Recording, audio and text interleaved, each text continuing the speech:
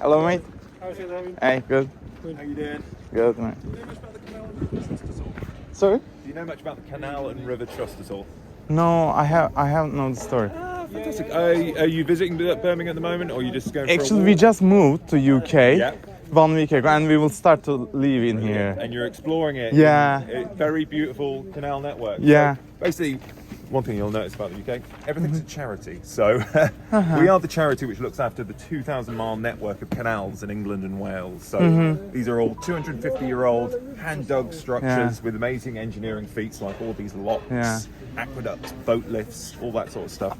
So, I know some of the history. They Yes. carried coal in Yes. the Second World War, and it's so yeah, important. even before the Second World War. They did during the Second World War, but this like 250 years ago. So we're talking 1780s it kind of all started off around mostly around Manchester and Birmingham, because the idea is, you've got coal nearby, Yeah. but they're not on a river. So those towns and cities kind of wouldn't exist without the canal network. Because Exactly. you can get the coal from relatively nearby, start using it, build foundries, build factories, and then you can start shipping all sorts of things off. Even, say, shipping in chocolate, coming in from up into Bristol, coming up towards Gloucester, and then you end up with Cadbury's, say, in Birmingham. You end up with all these different things stemming. It's like an explosion of stuff. And a lot of that's due to the canals, because you can start shipping things. You don't have to have roads. You just pull it along with a horse. All these boats would have been pulled by a single horse, just trotting them all the way through. And there was just like this massive amount of influx of just lots and lots of stuff happening. And especially in the West Midlands around here. So this is the map of just the West Midlands. So we've got Birmingham down here. There's so much going on because of all those natural resources, and because once you interconnect them, you've got everything. All of these areas, especially around the centre of Birmingham, or even slightly further out, every factory would have been on the canal. So you ship all your stuff in, you get all your stuff, get all your labour, do it,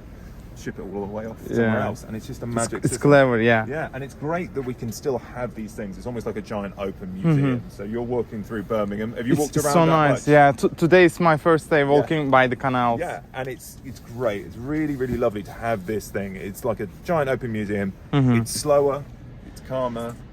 There's no cars. You normally can't hear no a car. noise. No noise. Yeah. And that's what people are realizing, is that these spaces, which were used for something very different originally, we're now using them a lot more for recreation. So we're walking, running, cycling, jogging, kayaking, fishing, all sorts of things. And there's a lot of wildlife running along the canals, which a lot of people don't realize. There's lots of fish. Ducks. Have fish? Oh, I didn't So know there's that. fish in here. We've even got otters in the centre of Birmingham, just slightly further up from the Sea Life Centre, almost a little family of 5. So it's just up around on the Soho Loop, if you ever go up around there.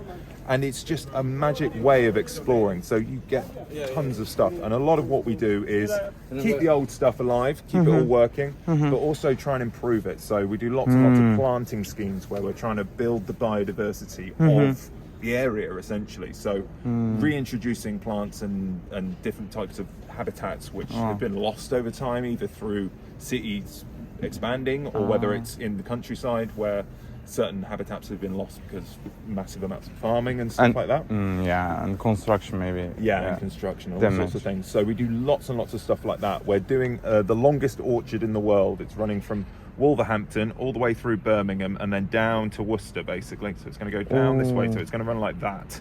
And it's going to be all along the towpath. And it's just going to be fruit trees and nectar-rich planting. And it's primarily designed for butterfly species to try and reintroduce habitats that they've lost and to kind of build that out. But it's also there for communities. They can go pick their own fruit and just and beautify the canal as well, and make it even prettier. And just harness as much as we can along that network. And that's kind of what our main aims are. So the first one is to keep all the old stuff. So you've got these old locks, which they're not the original ones, but when you think that that's how it would have been 250 years ago, that's amazing. That's amazing. And it still works as well. Boats still travel on it. Obviously, they're doing it for leisure. They're not using. They're not doing. Can I ask? Is it work like Panama Canal? So ships come from the down, and then can it go to up? Yeah, they can go up or come back down. So thanks to the pools and the diverse system. So you basically just open up a little sluice on this side, and then the water will fill into here. And then once it's balanced,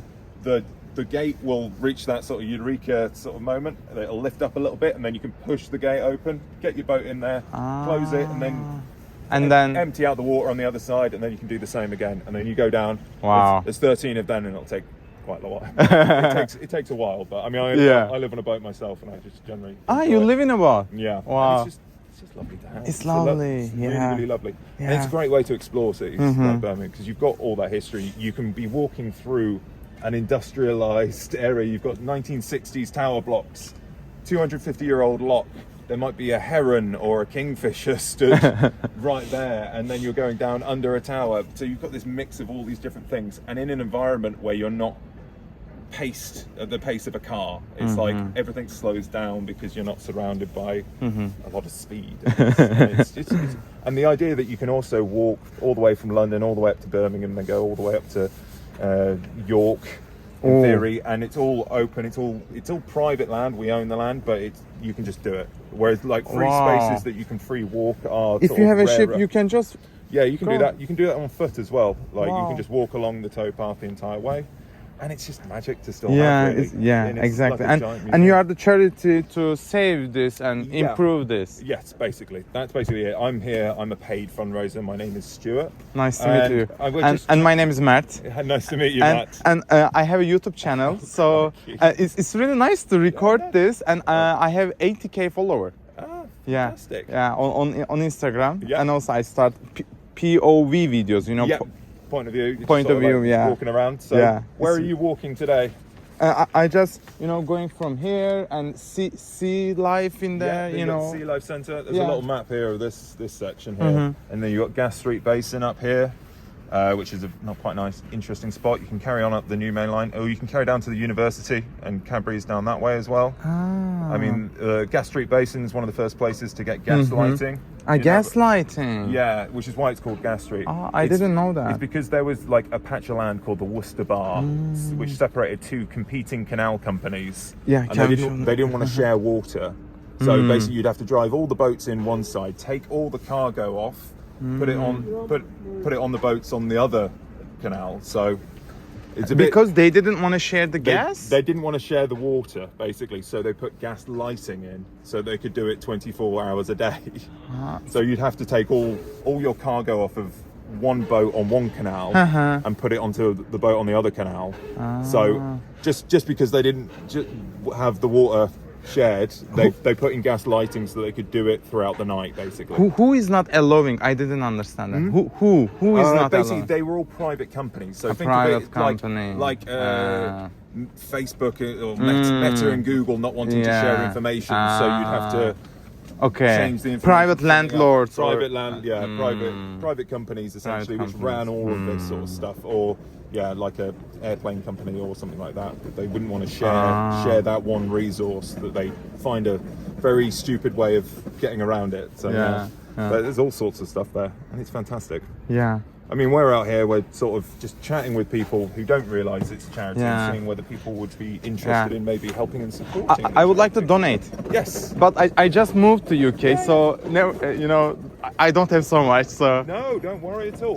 can I donate now? Yeah, that'd be Okay, fantastic. perfect. So we don't take cash. If you've got a contactless. Okay, I have Wise card. Yeah. Yeah. Well, I'll just quickly grab. Okay.